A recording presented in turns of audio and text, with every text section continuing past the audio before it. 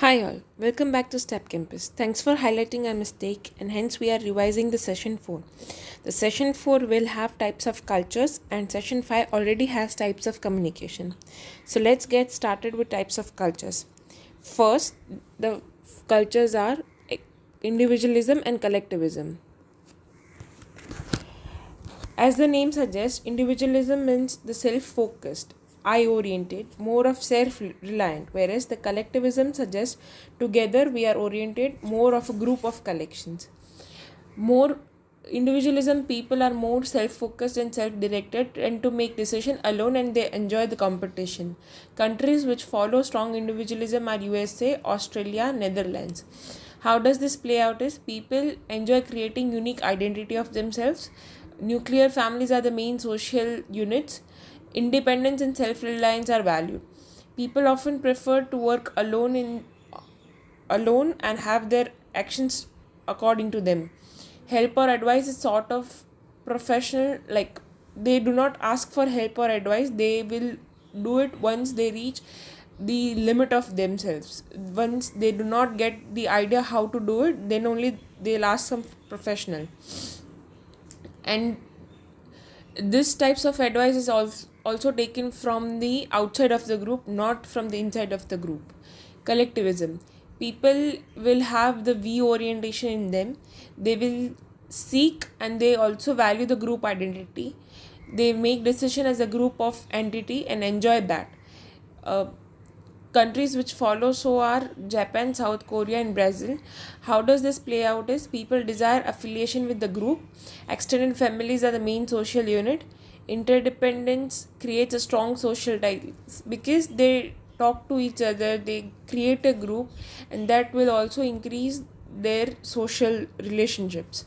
Cooperation and harmony are the guiding of the team, and help or advice is often taken from the group within. They do not go outside for them. For them, the competition is not a thing. They'll go together. Moving forward to next is egalitarianism and hierarchy.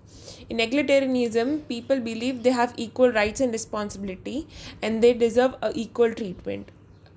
Countries which follow so are USA, Denmark and Finland. How does this play out is employees are self-directed and are encouraged to take initiative.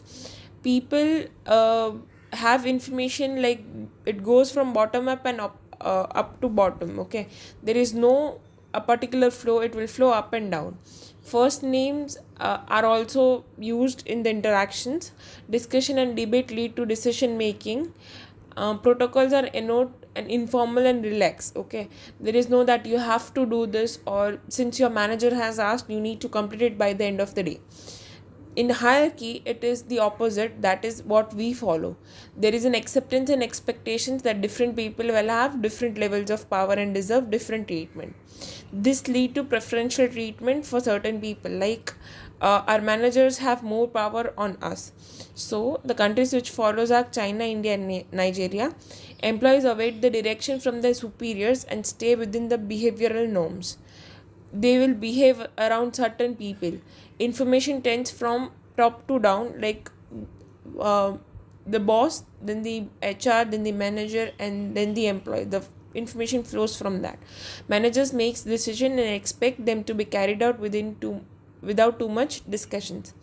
Titles and last names are used. Unlike in the egalitarianism, people can call by names, but here we have to use titles and the last names. Protocols are more formal.